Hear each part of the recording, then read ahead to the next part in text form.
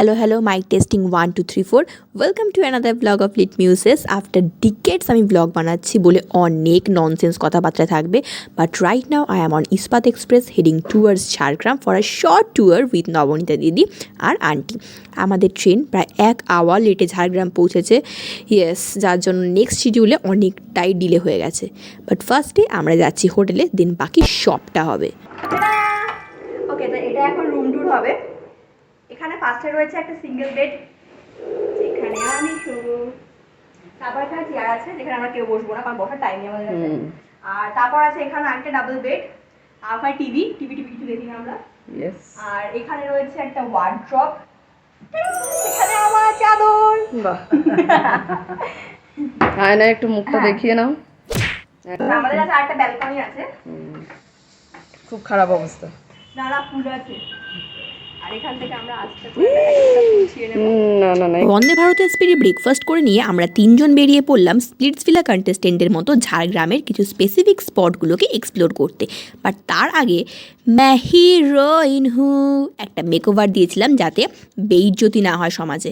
আর দুধারে শালবনের মাঝখানের পথ ধরে আমরা পৌঁছে গেলাম ঝাড়গ্রাম থেকে কিছুটা দূর আমাদের প্রথম দিনের জায়গা বেলপাহাড়ি। আজকে ঝাড়গ্রাম ট্যুরের ফার্স্ট ডেতে ফার্স্ট স্পট হচ্ছে বেলপাহাড়ির ঘাগরা ফল। বর্ষাকালে প্রপার ঝর্ণা দেখতে পাওয়া যায়, কিন্তু গরমকালে এসে আমরা এইটুকুই দেখতে পেয়েছি। ইন এক্সাম্পল বলা যায় যে মাছের মাথার মুড়ি ঘন্টয় যেমন মুড়ি থাকে না, ঠিক তেমনই এই গরমকালে ওয়াটারফলসে জল থাকে না।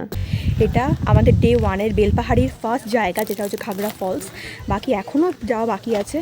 এই জন্যই আমাদেরকে ড্রাইভার কাকু বললেন যে অ্যাটলিস্ট 8টার সময় বেরোতে হয়। সেখানে আমাদের ট্রেনটাই লেট করেছে 1 ঘন্টা, যার জন্য আমাদের এখানে আস্তে আস্তে প্রচুর লেট হয়ে গেছে।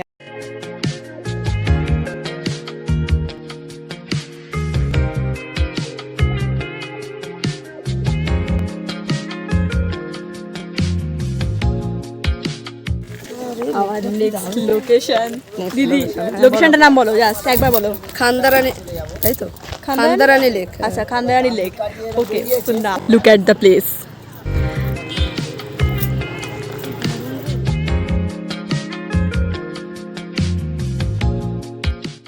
সঙ্গে লাল মাটি, জায়গাটা সত্যি অসাধারণ। যদি কেউ মনে করে থাকো যে ঝাড়গ্রাম আসবে, অবভিয়াসলি আসতে পারো। ওখানে একটা ব্রিজ আছে আর ওই দিকটা একটু পাহাড় টাইপের আছে আর কি। কোথায়? হ্যাঁ, জায়গাটা খুব সুন্দর।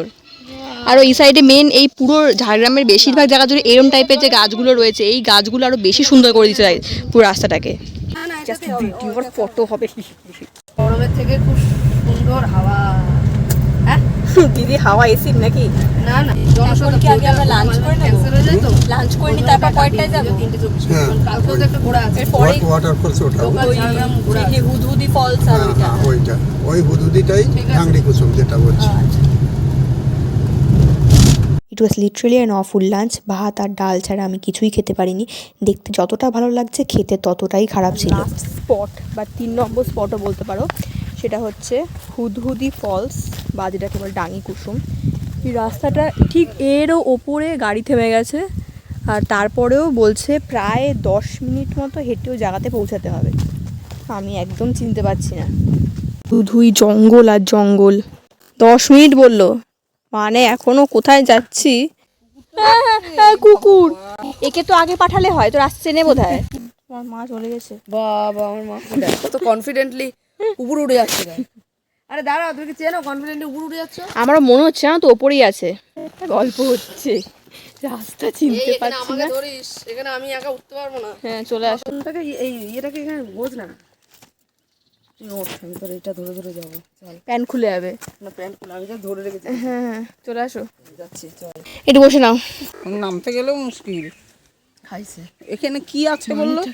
এখন ওই যে ফলস, ওই যে আওয়াজ পাচ্ছে। আমি বুঝে গেছি, এইসব যেখানে জঙ্গলে গুগল ম্যাপ কাজ করেন, সেখানে সমস্ত পশু পাখি জন্তু কাজ করে। গল্প এখন লাগানো যাবে না।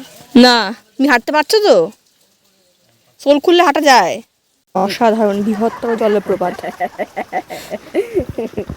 প্রচুর জল পড়ছে, আটকানোই যাচ্ছে না। আপনারা তো কালকে চলে যাবেন। এরকম নাচ করার একটা ভালো জায়গা ছিল খড়গপুর সাইডে। কি নাম? মুন্ডুমারি বলা হয়। মুন্ডুমারি কি নাম? মুন্ডুমারি। মুন্ডুমারি, ওটা স্বর্গদ্বার বলে জায়গাটা। স্বর্গদ্বার? স্বর্গদ্বার। ওটা পুরাতন অনেক প্রাচীন একটা প্রাসাদ আর কি, মানে ঘেরা পাঁচিরওয়ালা একটা, শুধু বোল্ডার দিয়েই পাঁচিরটা, আর বাড়িটাও বোল্ডারে, পুরো বোল্ডার একদম পাথরের। এইসব পাথরের নয়, চীনা পাথর মতন না। হোটেলে ফিরে 1 কাপ গরম চা আর ডিনারে ফ্রাইড রাইস আর চিকেন কষা খেয়ে কমপ্লিট করলাম ঝাড়গ্রাম ট্যুরের day 1। Next day journey start হয়েছিল সকাল 8টার সময়। আজকে আমরা লোকাল এরিয়াতে ঘুরবো, আর ডান্স শ্যুট ছিল বলে অ্যাজ ইউ ক্যান সি আমি দিদির রিকোয়েস্টে শাড়ি পরেছি। আর তাছাড়াও লাল মাটির জায়গায় আসবার শাড়ি পরবো না, ऐसा थोड़ी होता है।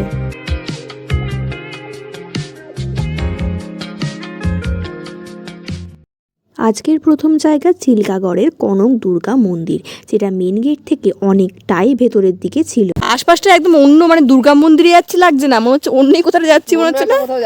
আমি সেই গেছিলাম ইসেতে, টাকিতে গেছিলাম। টাকিতে আছে একটা সেই মিনি সুন্দরবন এরকম। না আমরা টাকি যাওয়া হলো না, সে ওকে বলে একবার চল, ও বলে আমি ঘোরা। হ্যাঁ, দুই ধারে সবুজ বন আর মাঝের বিস্তীর্ণ পথ ধরে চলে এসেছিলাম কনক দুর্গা মন্দিরে।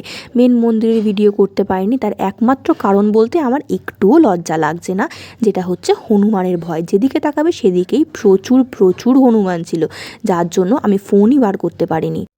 মেন মন্দিরের পাশে আরেকটা সাদা মন্দির ছিল, যেখানে ঠাকুর দর্শন করার পর আমরা তিনজনই আবার ব্যাক করি। একটাও ভিডিও বানাতে পারিনি, কারণ ভেতরে যা হনুমান ছিল বুঝতে পারছি, মানে যেরকম বাড়িতে আমরা মায়ের রাত চলে ঠিক সেরকম এখানে হনুমানদের রাত চলে। মানে পারলে যার তার কাছ থেকে জিনিসপত্র কেড়ে নিচ্ছে, গায়ে উঠে যাচ্ছে। পুরো জায়গাটায় আমি আমার ফোনটাকে আঁচলে তলায় লুকিয়ে নিয়েছিলাম।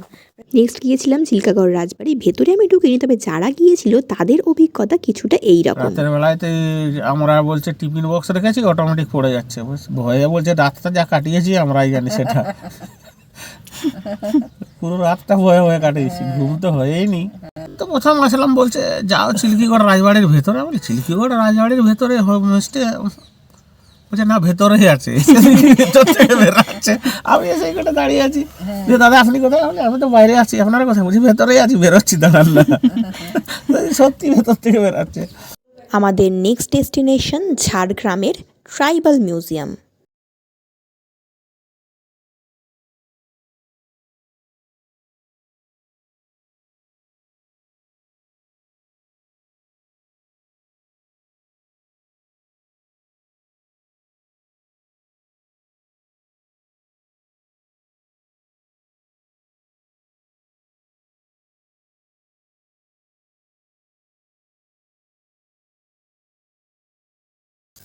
ট্রাইবাল মিউজিয়ামের পর নেক্সট হচ্ছে আমরা চলে এসেছি আমলাচাটি ভেষজ উদ্যান।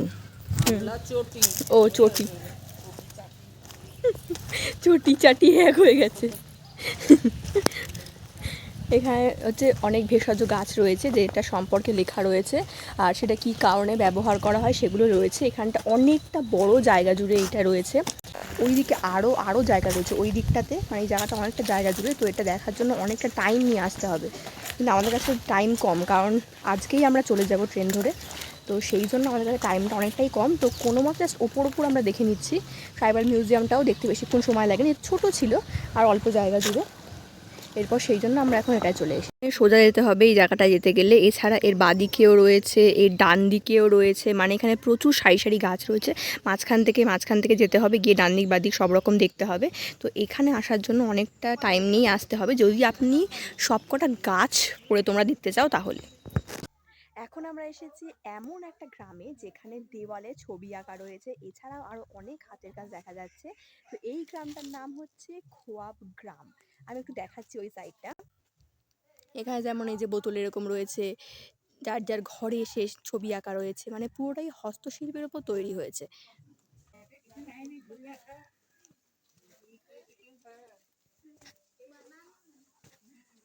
কিন্তু ফার্স্টে ভেবেছিলাম তো কেউ থাকবে না, কিন্তু তো লোকে যেমন থাকে সেরকম, শুধু দেওয়ালটা এঁকে রেখেছে, এমন কিছুই না। যে এতটা ভেতরে এসে যেটা, হ্যাঁ না, কতটা ভেতরে বলো তো মেন রাস্তা থেকে।